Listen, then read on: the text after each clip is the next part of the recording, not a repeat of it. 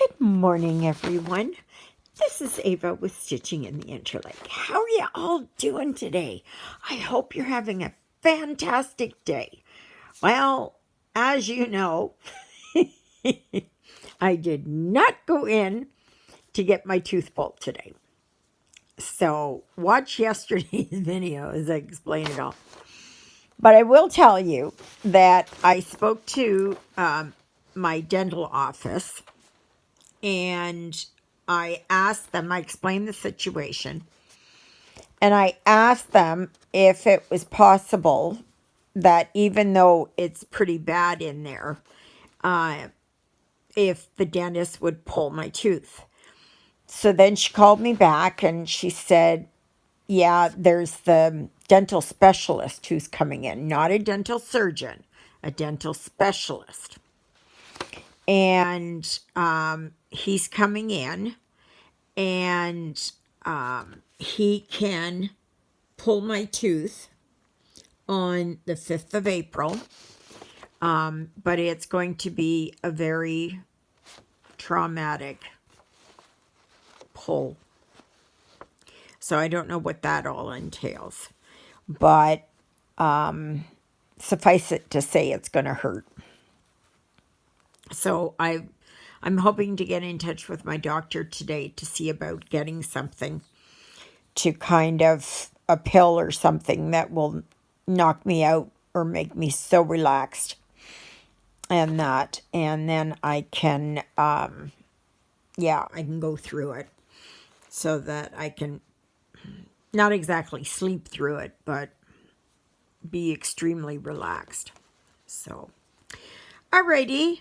First of all, there, can you see her? There's Miss Twinkle Toes. Oops. There she is. She's wondering what's going on. What's going on?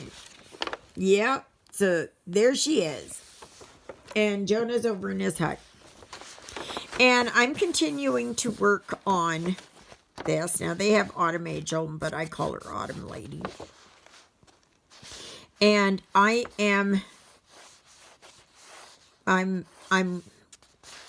have a conversion chart where I'm going to do different, it's going to be different. And as you can see here, because it's autumn, so I'm working still on this 3825.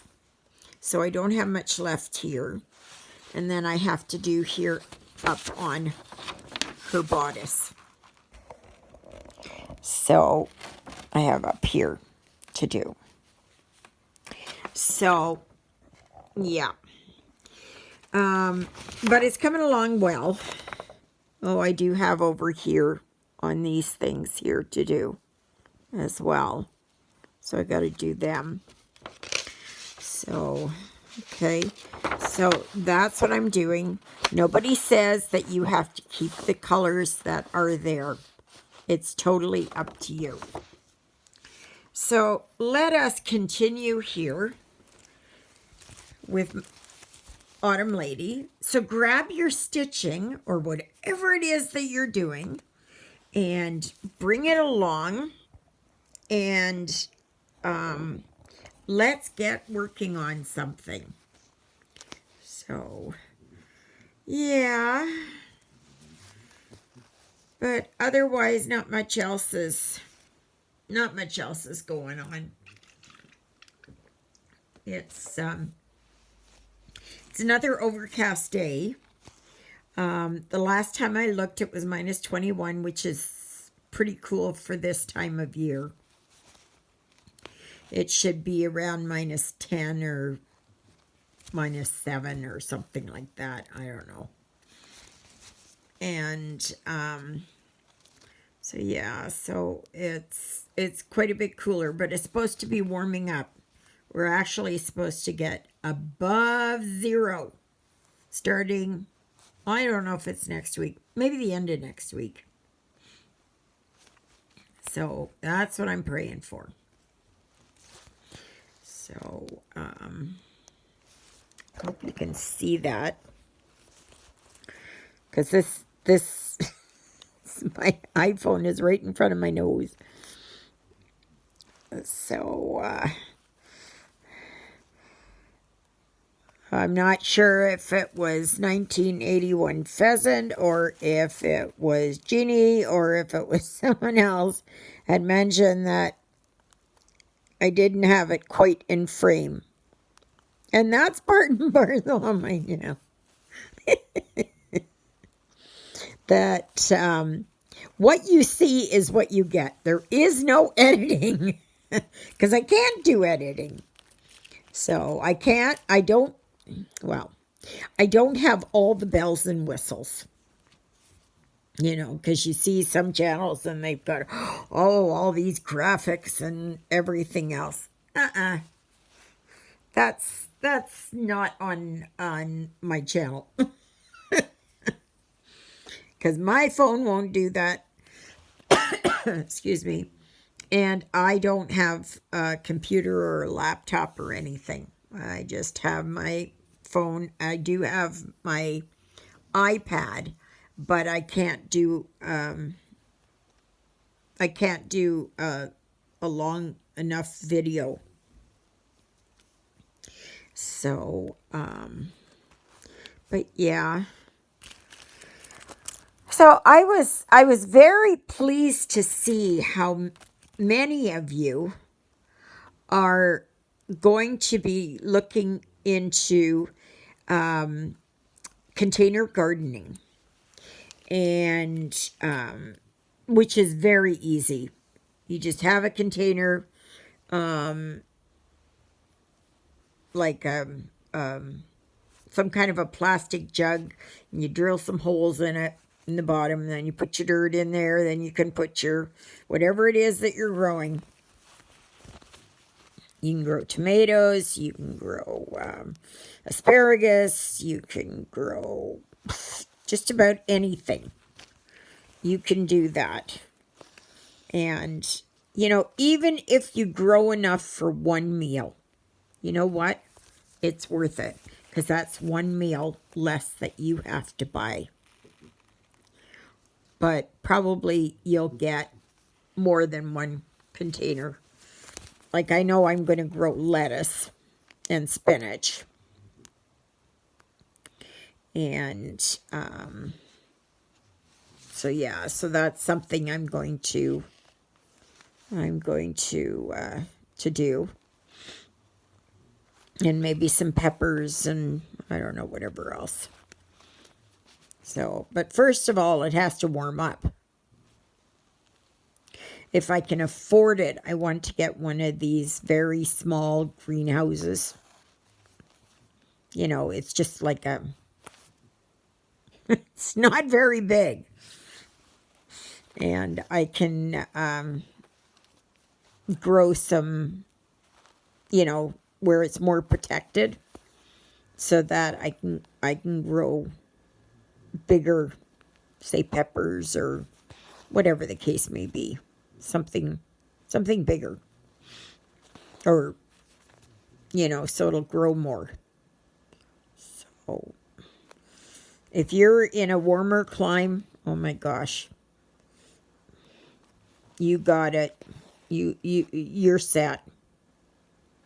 If your winters are very short and warm, then even if you get snow or something like that, you can grow a lot more than what I will be able to here. Now, getting dirt is not a problem. Getting some fertilizer will be. So, unless it is that co-op already gets theirs, they put in an order so that they would have it. So, I'm hearing reports of people getting the gas or fuel out of their fuel tanks. Your gas tank being siphoned away. And get a lock on your gas cap. If you don't have one, if you've got an older vehicle, put a lock on your gas cap. Gas is the new commodity. I'm telling you. because that's something that is, yeah. And if you've got a diesel truck or diesel car, yeah. Now, if you're kind of sort of lucky to have an electric vehicle, yeah. But the thing is, having an electric vehicle, it's more expensive. It's about double the cost of an ordinary car. B, that it, the price for hydro has gone up. So it's going to cost a lot more. Now, I had spoken to a couple, I think it was last year, and they were charging up at the Tesla charging station in Portage. And they said that at the time that they bought their Tesla, that it was offered free charging for all the time that you have your vehicle. Now, if you got in on that deal, you're good. But I know, like out here, there's no place to charge up. None at all. So, yeah, if you're in the city, well, then that's okay. But also, they're saying that electric vehicles, they're so much better than carbon, and oil-based products, right? I'll tell you that's not true, because you may not be using oil or gas in your vehicle, but you're using electricity. And where does that electricity come from? Well, let me tell you, it can come from, it can come from hydroelectric dams and that kind of stuff. Wind farms really don't produce a lot. And they break down and that kind of stuff. And the other way that it's done is that it's coal powered. So explain to me how coal, which is very dirty. I don't know if some of you remember your history about London there in the start of the industrial age. And it was so black and so dirty there. And I remember my parents talking about when they lived in Sudbury, and that's when the mines were going. And it killed off everything. And it was just rocky. That was it. And then they raised the smokestacks, and that helped, but you're still polluting, right? There's not going to be anything that's non-polluting, right? So unless you want to have a bicycle. I'll be doing walking this year again. What I'll do is I'll go and order stuff there at Co-op, and I'll get them to deliver it. So, because I really have no place to go. And I mean, it's so convenient and so easy now that you can order online that you don't have to go anywhere. And if I do go anywhere, I can go once a week. I can go down to the store.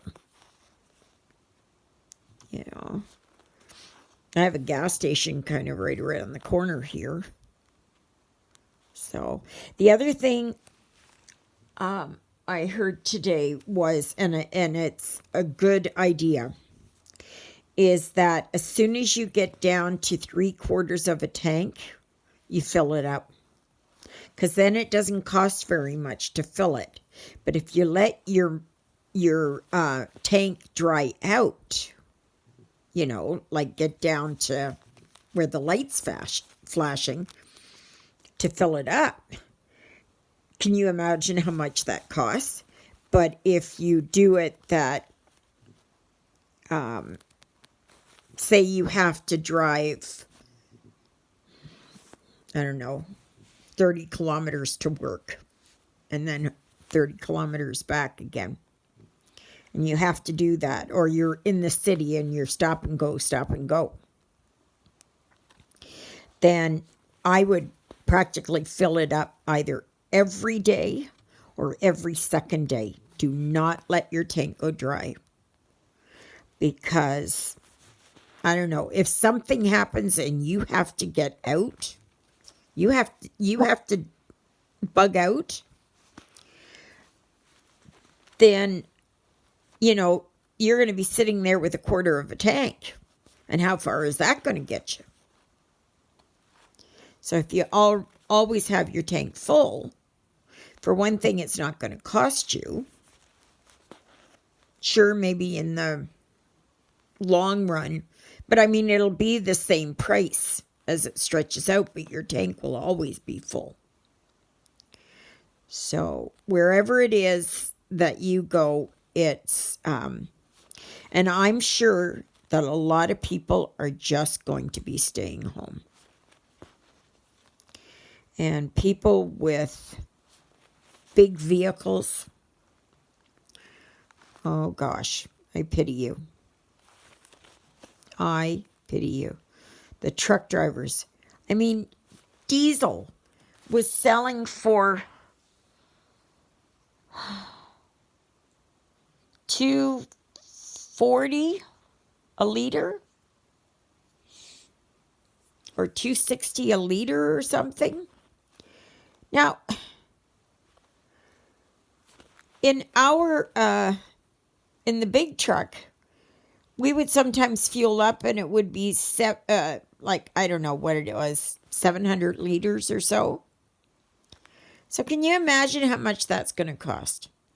And wait until spring here and the farmers can start to get out on their fields. I think a lot of farmers are just going to say, it's not worth it. I'm not getting enough money. So I'm just going to park my vehicles. So, but the Amish have got it good. The Amish have really got it good. They kept the old ways where they use draft horses and they plow their fields and everything else with horses. And I can tell you that's probably, if this continues the way it is, I can see that going on the way it is. Yeah, because it's going to be to the point that you're just not going to, you're not going to feed your neighbor if you can't feed yourself. Right? Oh yeah, it's noble and everything else to feed your neighbor. But if you're sitting there and starving, or you have no heat because you've given all your fuel to someone else, how's that going to help? I know it sounds selfish. I know it sounds, but sometimes you're going to have to be. You're going to have to be where it's, you have to think of yourself and your family, right? Because it's just not going to be feasible. So I would suggest, in any way that you can do it, look online on YouTube.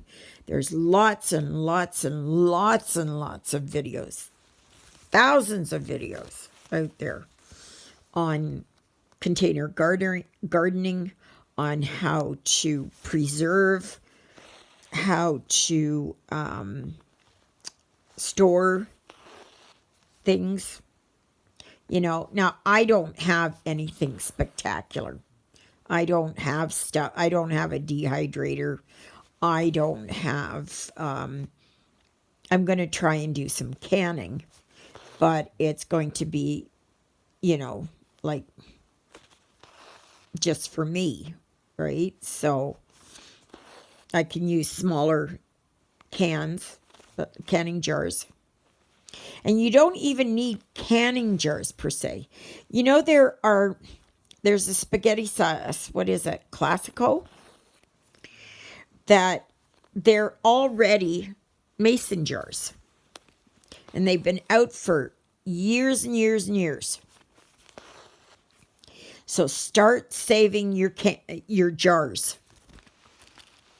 You know, if strawberries are on sale wherever you are, then make strawberry jam. If it's blueberries, blueberry jam. Yeah, like whatever you can do.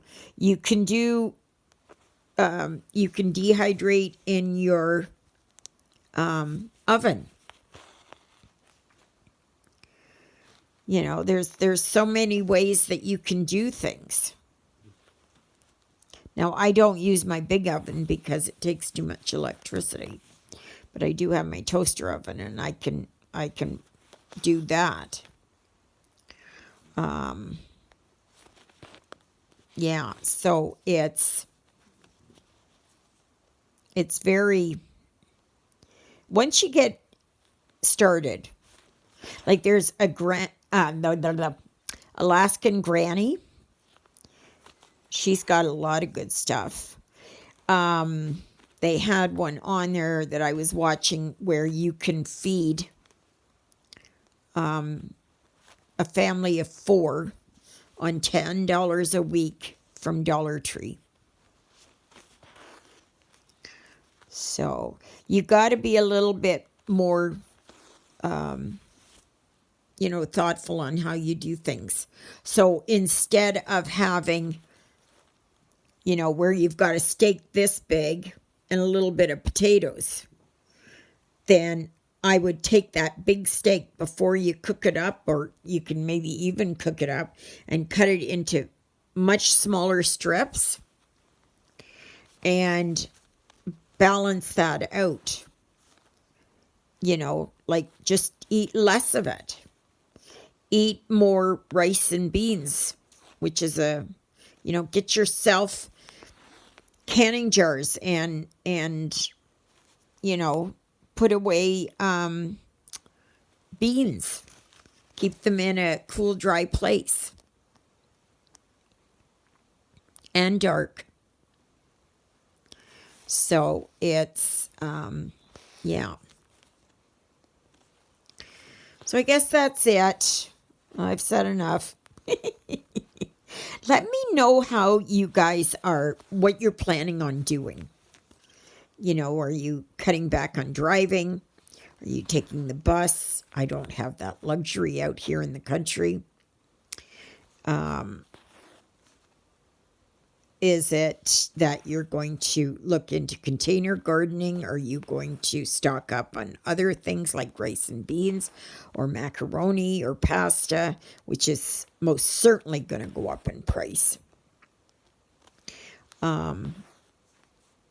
So, yeah, I'm curious as to what your plans are.